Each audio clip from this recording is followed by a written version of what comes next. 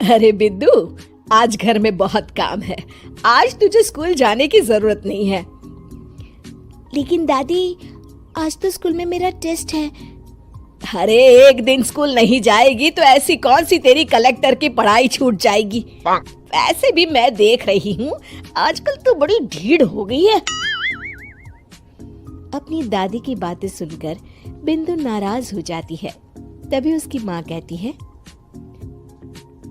अरे बिंदु, इतनी छोटी बात पे मुंह फुलाने की क्या जरूरत है। दादी बिल्कुल सही कह रही हैं। लड़कियों को तो घर के काम काज सीखना चाहिए।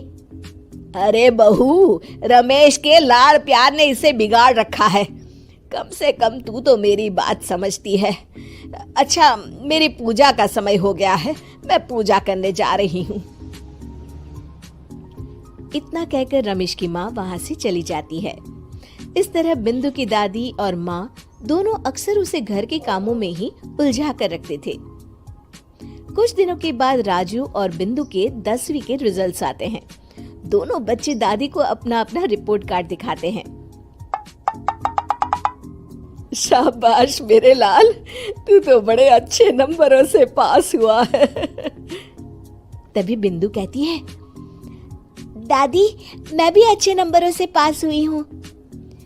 रमेश की माँ बिंदु को अनदेखा करते हुए कहती है, हाँ हाँ ठीक है, अभी यहाँ खड़ी क्या कर रही है, सुन लिया मैंने। जाकर मेरे लिए चाय बना कर लिया। बिंदु उदास होकर चाय बनाने किचन में चली जाती है। तभी राजू कहता है, दादी मैं क्रिकेट के कोचिंग सेंटर में एडमिशन लेना चाहता हूँ। अरे वाह राजू बेटा, ये तो तूने बड़ी अच्छी बात कही। तू कल ही अपना एडमिशन करा ले, जितनी भी फीस होगी मैं दे दूंगी। अरे एक दिन मेरा पोता विराट कोहली बनेगा। इस तरह अक्सर रमेश की माँ अपनी पोती बिंदु के साथ दुर्व्यवहार करती थी। कुछ दिनों के बाद रमेश की माँ और उसकी पत्नी दोनों सास बहू मिलकर राजू का एडमिशन अच्छे स्कूल में करवा देते हैं, लेकिन बिंदु का एडमिशन नहीं करवाते। इस बात से नाराज होकर बिंदु अपनी दादी से कहती है, लेकिन दादी मुझे भी आगे की पढ़ाई करनी है। अरे क्या करेगी आगे की पढ़ाई लिखाई करके हैं? आज से ये पढ़ाई का भूत अपने दिमाग से उतार दे। इतना कहकर रमेश की माँ वहाँ से चली जाती है। उस दिन के बाद से बिंदु की पढ़ाई हमेशा के लिए छूट जाती है और उसकी दादी उससे घर के सारे काम करवाना शुरू कर देती है। इस तरह उसका सारा दिन घर के कामों में ही बीत जाता था। कुछ दिन बीत जाते हैं और एक दिन रमेश छुट्टियों पर घर आता है। बिंदु को घर के काम करते हुए देख उससे कहता है, अरे बिंदु बेटा, तुम स्कूल नहीं गई? पिताजी, दादी ने मेरा एडमिशन कराने से मना कर दिया है। वे कहती हैं घर पे रहकर घर के काम करना सीख।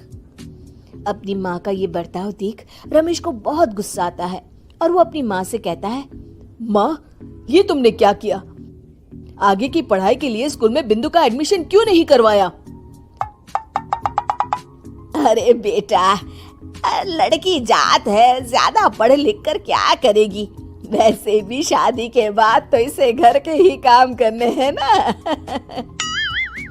तुम किस जमाने में जी रही हो माँ? अगर कल्पना चावला के घर वाले भी तुम्हारी सोच के होते तो क्या वो पूरी दुनिया में हिंदुस्तान का नाम रोशन कर पाती? इसका स्कूल छुड़वाकर तुम इसका भविष्य बर्बाद कर रही हो, लेकिन मेरे रहते ऐसा नहीं होगा। बिंदु बेटा, कल ही तुम्हारा एक अच्छे स्कूल में एडमिशन करा दूंगा। तुम जितना चाहे उतना पढ़ो।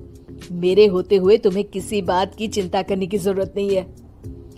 अपने पिता से हौसला पाकर बिंदु खुश हो जाती है और कहती है, जी पापा, मैं खूब मन लगाकर पढ़ाई करूंगी और बड़ी होकर डॉक्टर बनूंगी।